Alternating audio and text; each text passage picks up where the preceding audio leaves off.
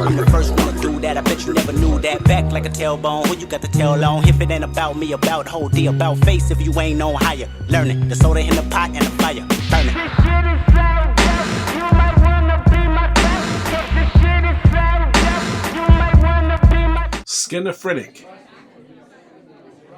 Wait, that ain't how. Hold on, let me try that again. Let me be raw with this. Skinamarink. Hold on. Skinamarink. Hey.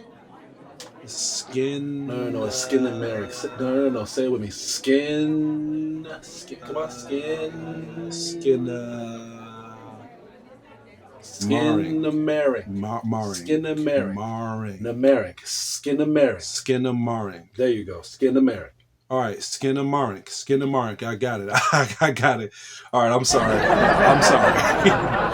Anyway, Skinamarink is a 2022 Canadian experimental horror film written and directed by Kyle Edward.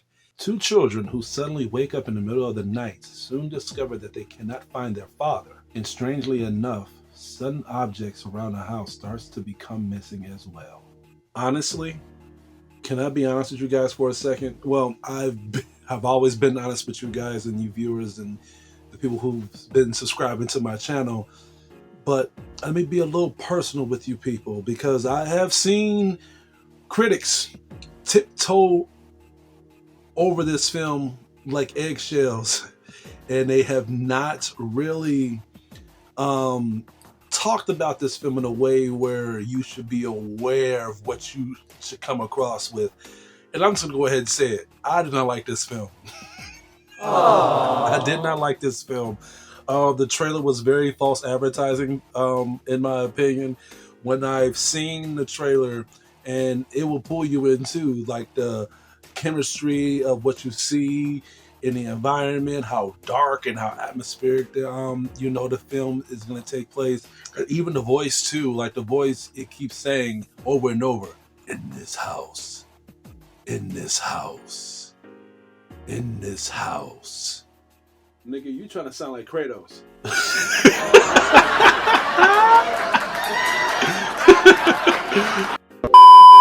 No, but seriously, this film will make you think that this is based on a lot of demonic activity and a lot of post-trauma when it comes to demonic possession and them trying to figure out who is possessed and is there a demon in the house. No, this film is mostly focused on suspense, tension, and very extreme pacing.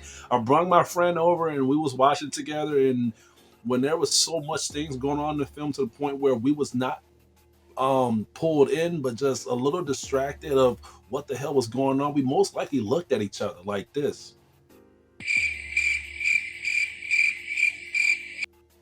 And we couldn't make sense of it.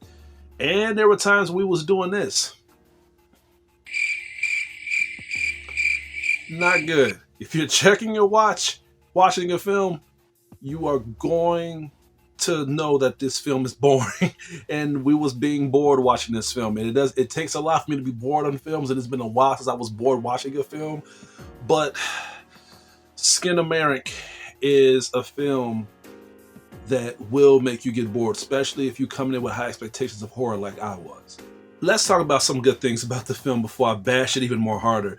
Now, I will say this, though, that the film does do good with the visuality of how the film takes place in 1995. I was pulled in by that aspect. I did like certain shots that they have took in the house, especially at night when they were showing certain shows on television and certain creepy elements of sound that picked me up when I was a kid watching old school horror, even up to today when I sometimes watch old flicks and stuff. I thought that was pretty nice. I thought it was well done, and it made me feel like this film was made in 1995. So that was very good. I thought that was great when it comes to the cinematography, at least.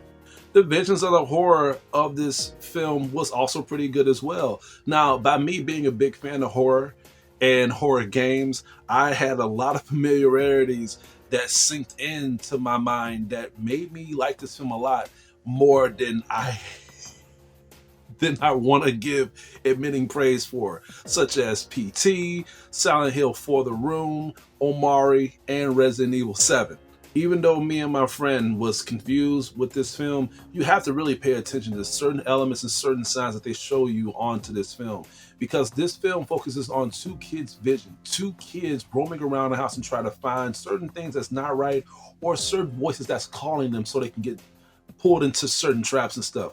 I believe till this day that kids do see things that grown-ups don't see, and I am a witness to this. And I keep saying this to my friends and they still don't believe me, but there was even a time when I was a kid and we had like a refrigerator, well, it was a freezer, and it had a vent in the bottom, and every time I would look inside this vent, I would see like a face looking back at me. People thought that maybe it was my own reflection, but no, I did not look that attractive as a baby, but I did not look that damn ugly. I thought that was a dude. And I was beginning to have those same type of PTSD moments watching this film. So, yeah, they did good with the visualities of the horror and us having the same type of mind gestures as we get in depth of knowing these kids' motivations and us seeing what they was going through. The acting was okay. I can't say the acting blew me away to the point where I cared about the children or the father or anybody else that was missing in the film. We only knew enough to know the film and for what the characters are going to carry on to this project, not enough for us to care about them. And it's not because they have given us too little for us to care about the characters, but the angle of us seeing them didn't really kick in at all. All it just showed was just the two kids' feet on the floor as they was walking step by step. We seen the looks of them, but it was like only in a brief moment. I kind of felt like there should have been more chemistry, more downtime with these characters, and at the same time, there should have been more tension involved of us being pulled into the horror aspect so we can feel the fear of these children as things get bad. And when things get bad, the kids didn't really act scared at all, which kind of threw me away from the film because kids will act scared when shit gets bad, especially if there's no grown-ups in the house. Now, I dare say the film does focus on suspense, tension, and pacing. Now, normally when films like this, people would hold on to the film and forgive all that pacing, all that time, all that time being wasted just to see if it pays off. And for me, I can't say for everybody's content, but in my opinion, the ending of the film, it did not work for me. All that shit that I was hoping for, that my friend was hoping for, it did not earn it. The ending of the film, it kind of did not make any sense to me. I felt like a film like this I need to watch over and over and over again, but even if I watch it over and over and over again, it still won't defeat the purpose that I was not scared. The more I watch a scary film, the more I don't get scared. And I wasn't scared watching this film the first time. So even if I do watch it so I can understand it, I guarantee you, I would definitely won't get scared watching it the second, the third, the fourth, the fifth, the sixth, the seventh, any times. So yeah, I was disappointed. And for people that are looking forward to watching this film, and you're wondering if this film is scary for the horror fans out there, you are going to be in for a very, very traumatic disappointment. I'm gonna have to give Skinamarink a D. Pretty low.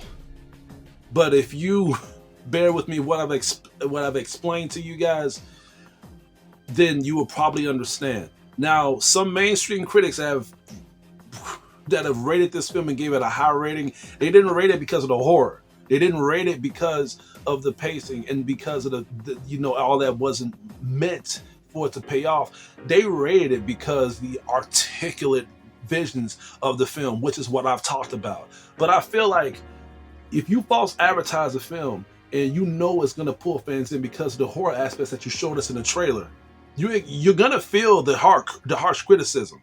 Especially if it's not what we have came here to watch and you're showing us all types of shit. It's the same thing as if you're gonna come in to watch an action film and they show a whole hour full of basketball, like a basketball game scene.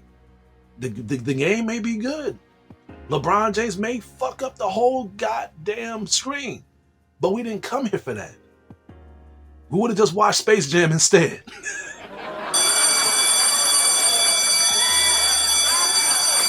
I didn't want to start my movie review on a bad note like this. It's been a while since I did a movie review. But hey, my mind is still hot about this. I might as well get that out of the way.